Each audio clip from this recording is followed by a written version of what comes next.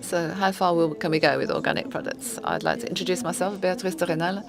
I'm having a doctorate in nutrition, responsible for the NutriMarketing company, which is a partner of the MAID conferences. And we published, not long ago, published a study on organic production. And I'm going to introduce this series of presentations in relation to this question. So, how far will we go with organic products? From the point of view of the regulations, first of all, what are we talking about? What do we mean by organic products? You obviously know the different regulatory constraints in Europe. Obviously, you know familiar with the European organic logo, and you can see the other logos here. So each state has its own conditions and its own logo, and you can see, for example, the European logo, USA, Japan, China, and underneath you have Germany, Australia, Canada, and Switzerland. So everything's a bit green. And 87 countries, different countries, have set up specific regulations. And 17 others are in the process, which means that we really need to know what we're talking about. Can we import an American product? These are all regulatory questions. Today, organic production in France represents 5.6% of the effective agricultural surface, which means it's not a lot. We know that reconversion takes a long time and costs a lot, but there's very small surfaces involved. And the countries with the highest proportion of organic product growth are Falklands, Liechtenstein, and Austria, going up to this is from 19 to 36%, and these are the countries who have gone the furthest. Then, concerning organic production, you can see these are the organic producers, the number of organic producers, and between 2013 and 2014, there was 1,000% growth. Sorry, between 1999, she's correcting herself, between 1999 and today, it's 1,000% growth. And that's why it's interesting to look at these subjects, because for more and more, the consumers want to consume organic, and the market is really taking off. Today, we've reached 7 billion euros in France, with an enormous growth, plus 20%, but it's also true that we're in the third place behind the USA, which is the first producer of organic products, and Germany.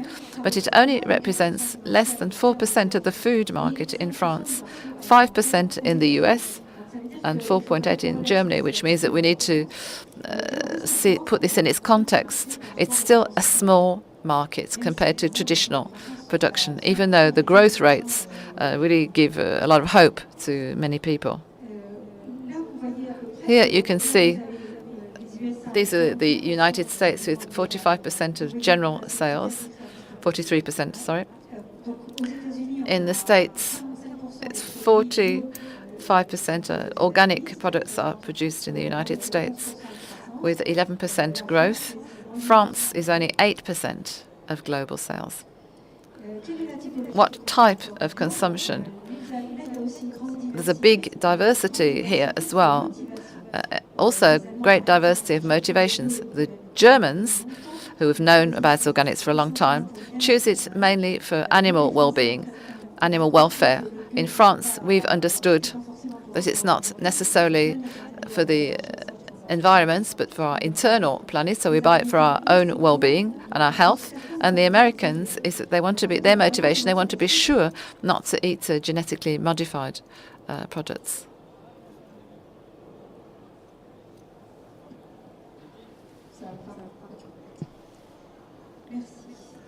Thank you. The Americans, obviously, this is the halo effect. Americans think that organic products have less calories than the others, which explains their consumption. So French also think that if it's organic, it must be balanced, so you can eat as much as you like. And often people say, I don't eat biscuits because I'm looking after my weight, but I eat organic biscuits because they're good for my health. So we kind of arrange things for ourselves. We arrange things because we're greedy. If we look at the development of organic launches in the world, we've got this information from the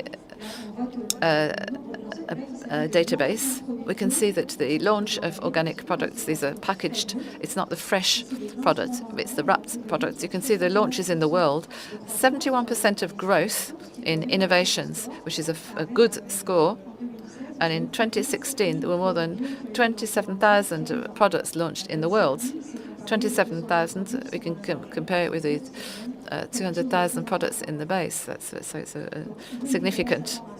We could also expect this growth to continue to increase very strongly in the next few months and the next few years without taking too many risks. Is this a response to the agricultural crisis? Some people believe this.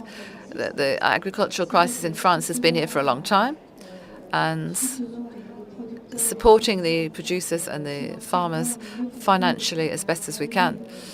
That's what we've been doing, but it does become quite difficult. And a lot of people say they're happier selling organic products because it's more comfortable and it's less stressful. For example, Carrefour, the French chain Carrefour, is committed to a contract program for 3 or 5 years in terms of volumes and price, and that's improving their commercial relations. It could be a good thing for everybody. The price of a kilo of organic pork, it's true that meat still costs between the organic and traditional, there's a big difference. It's 3 times more for organic pork than for traditional pork, but which means that the producer gets more pay, is able to pay himself more, and we can see that it would be a good thing to do conversions because this would be an interesting prospect for the producers. The threats are demographical threats mainly today, because today we're missing on raw materials, and brands can't produce their products. They can't manufacture because they haven't got raw materials, particularly fruit that sometimes we need to import, but other things too.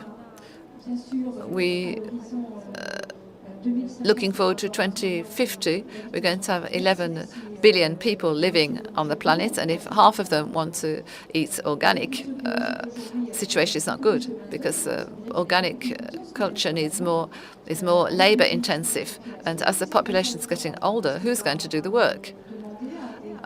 Are we going to ask seniors to get to work again to help production, or maybe other people? Who's going to do the work?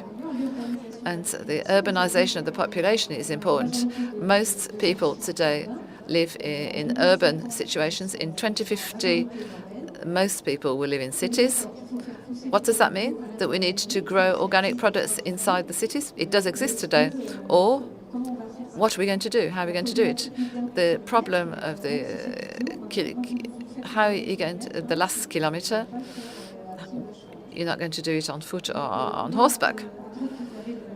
And on the right, you have the percentages of the aging of the population, and you can see that between 2012 and 2015, we're going to go from 40 to 41% of Japanese over 60, and the other percentages, and all these people will want to eat organic food, or at least will want to eat better. And the ecological threats are also clear with global warming. We're going to lose territories. We're going to have a variation in the climate, of the weather, locally and regionally, which means that some products can no longer be grown in these regions, and that's going to have an important impact on organic production. And today, and this impact is completely underestimated today. There's a technological threat, which you can see today that we're doing urban agriculture. You can see plant walls in the streets. Does that make any sense? This agri-cool container on the right, does that make sense? Just stuck in the middle of the street, growing strawberries inside. Okay, it might be organic, but does it make sense? Question mark. To conclude, it's true that the organic market has completely changed in dimension today. It's gone from a kind of a hippie to a modern, urban, demanding situation. People are really concerned that it should be better, not only for the environment, but for the animals, for the plants, for the consumers. And people demand that nutritionally everything is balanced, and we need to coordinate all of these aspects. And organic is kind of a remedy for crisis. We've got the health crisis. We say organics is an answer. We have the nutrition problem. We say, okay, organic is a response, and maybe for animals as well. But maybe we expect too much.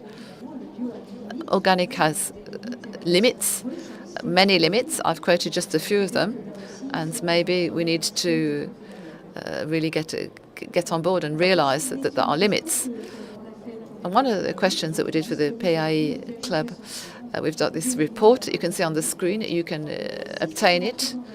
If some of you want my presentation, I can send it to you, and freely, obviously, free of charge. You can see my email here. You can send me your card on my email, you can see, or else you can give me your business card here today, and I will try and send it to you as soon as I can at the end of the show. Thank you for listening, and if you have any questions, I'm available to answer them. Otherwise, I'm going to pass the floor now to Agail Frémont, who's going to do a presentation following me. Thank you very much.